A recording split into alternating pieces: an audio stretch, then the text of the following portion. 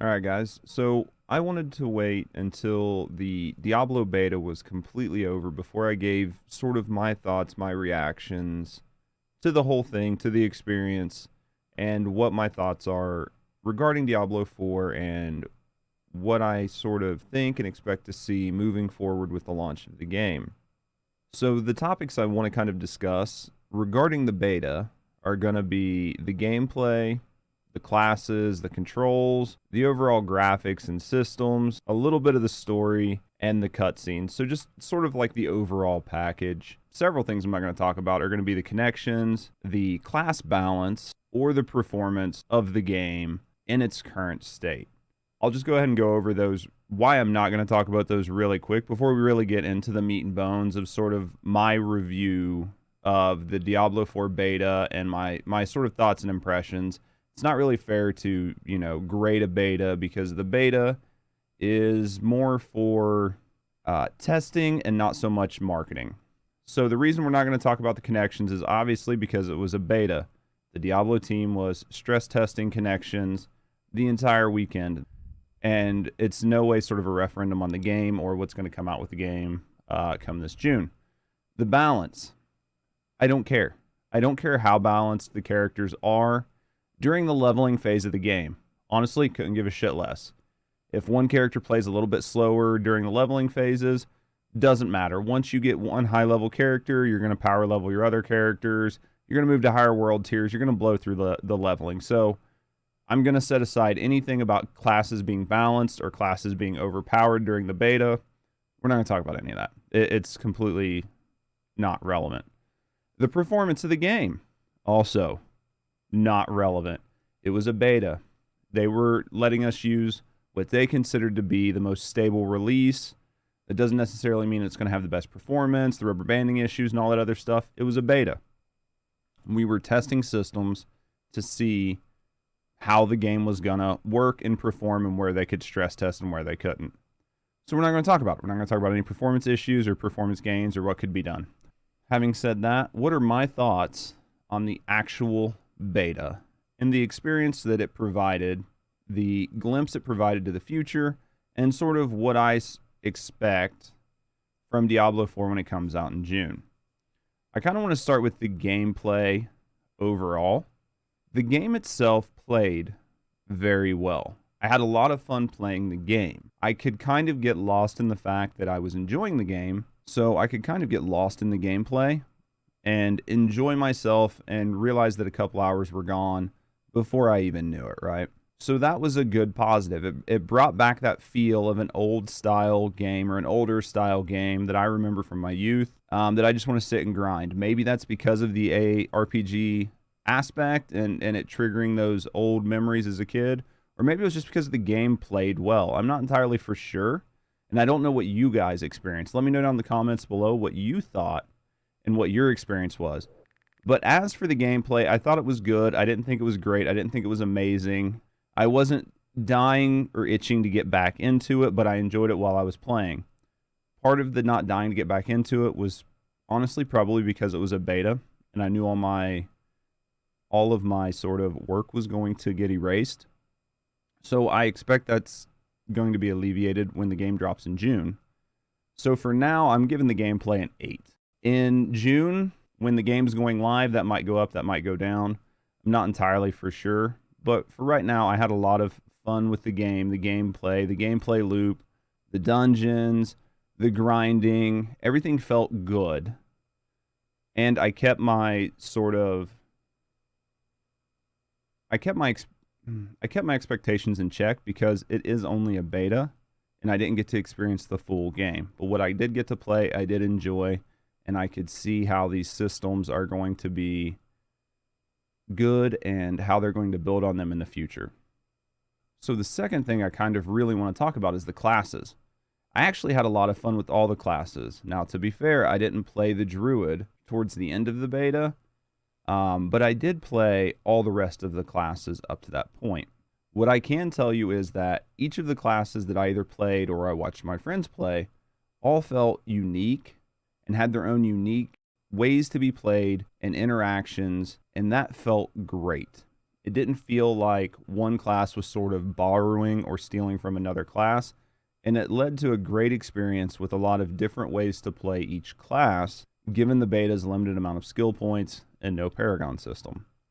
So for the classes, I would actually probably rate this like a 9.5. And the main reason I rate it so high is because they didn't feel samey. And that right there is huge. If you only have 2 or 3 or 4 classes, or in this case 5, you want them to each feel unique and bring their own sort of gameplay style to the table. And I feel like for Diablo 4, they really did this, and they hit the nail on the head with that. All right, so let's talk about the controls. How the game controlled, how the game played in the controls sort of aspect. I think the controls were only about a 7, maybe even a little bit less. While the movement seemed to feel good and the game was responsive, that's not really what we're talking about, right? It was the controls. There were a lot of the things that they did that I didn't like, and a lot of muscle memory things that I felt that I wanted to do instinctively, and I had no input support for it. One of those is going to be middle mouse wheel scroll. I do not like that that is bound to your camera zoom and that you cannot rebind that to be force move. I use a 6-button side mouse, and that allows me to use those buttons to cast my skills. Because of that, I don't want to put my force move there. I like it on the middle mouse wheel because that's where it is in Diablo 3, and it feels natural. The fact that that was taken away from me kind of put me in a disadvantage in a lot of situations where I really wanted to traverse, but what ended up happening was I just attacked. So I want them to look at allowing us to rebind that and rebind zoom. I'm never really going to use zoom, and if I am, it's going to be for cinematics or other things. Let me rebind that to my arrow keys or any other key on my keyboard, and let me have the mouse wheel to use my force move. I know that's a me thing, but that's not the only issue I had. I'm also a ESDF user. I know several people were talking about WASDA and being able to move with WASDA and being able to cast your spells and sort of do all that with your mouse. That would also be a nice sort of way to get rid of the force move issue because you could kind of just move with your movement keys. I don't know if that's going to entirely fix everything, but that is another sort of option, right? Another thing I like to do in Diablo 3 that I wasn't doing in Diablo 4 was I didn't put my potion on spacebar because I like my potion to be on spacebar. It's easy to hit. I don't really have to think about it. Now with dash being on spacebar, it didn't feel very good for me on keyboard and mouse, but the dash being on spacebar, taking away that slot for spacebar to be the potion slot, but then I could remap my dash. It just puts me in this whole situation where I just feel like the controls aren't set up as well for a PC user, and maybe they're set up better for a controller user. I'm not entirely for sure, but the controls just didn't feel the best. Playing Diablo 4 made me miss playing Diablo 3 just for the controls and the sort of movement aspect there. The graphics on this game were absolutely stunning. I was very surprised at how much of the game was actually sculpted and was not done with a mesh. Now, to me, this was actually a big deal. A lot of games, I guess, don't use meshing on certain aspects, and they'll just texture it to look different, to give it that 3D appeal, and then they'll use meshing on very high raised objects and stuff like this.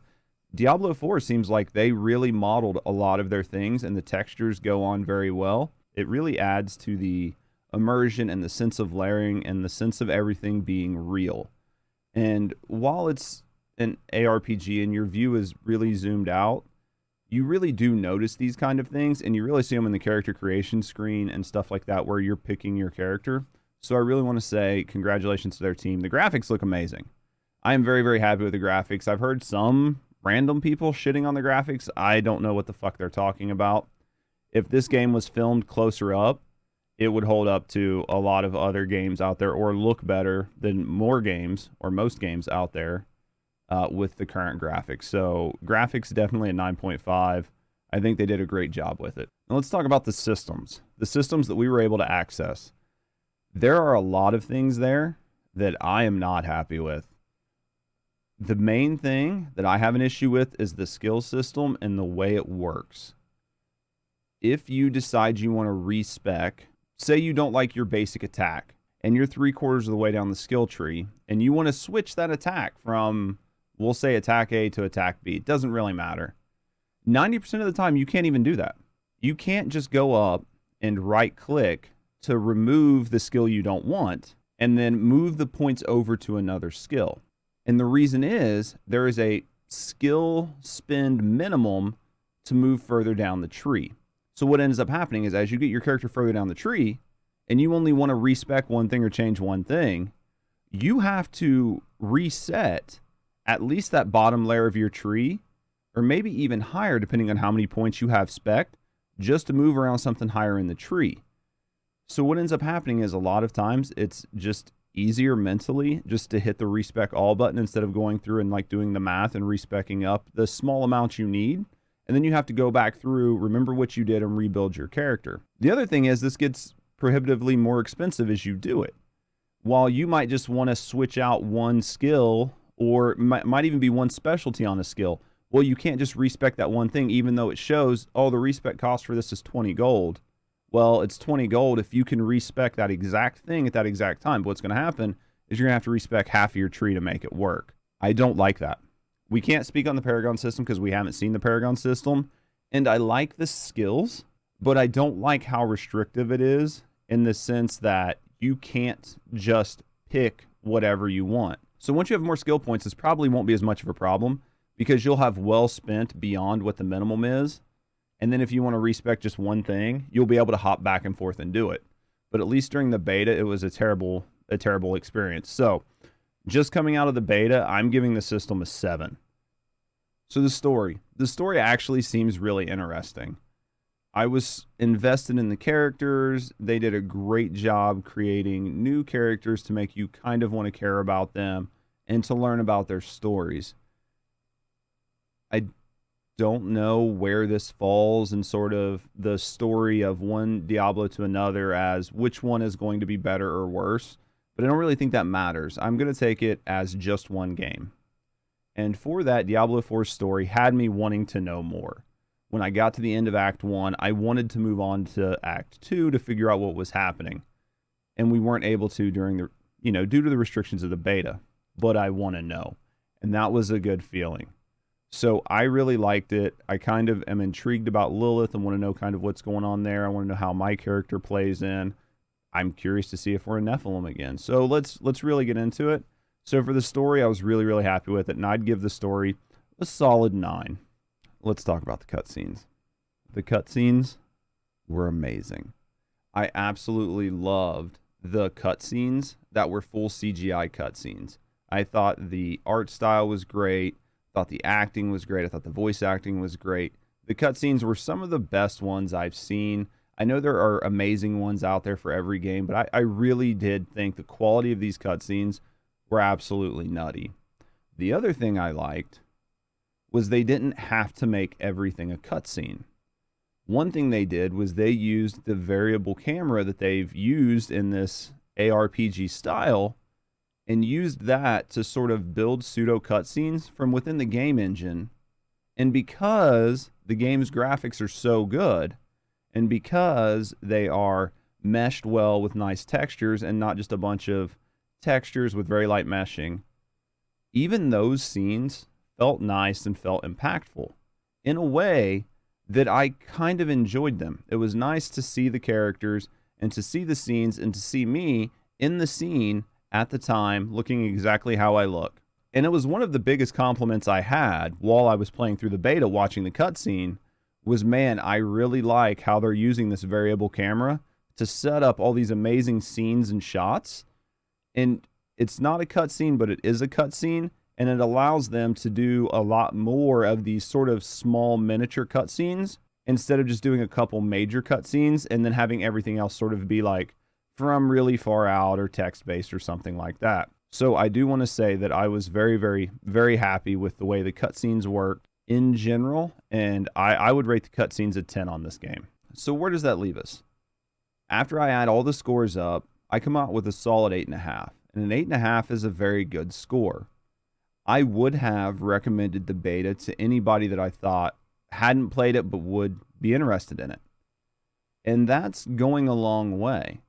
And based off of what I see in the beta, along with news and other things outside of it, I would most definitely recommend anyone that's considering a new game come June to try this out.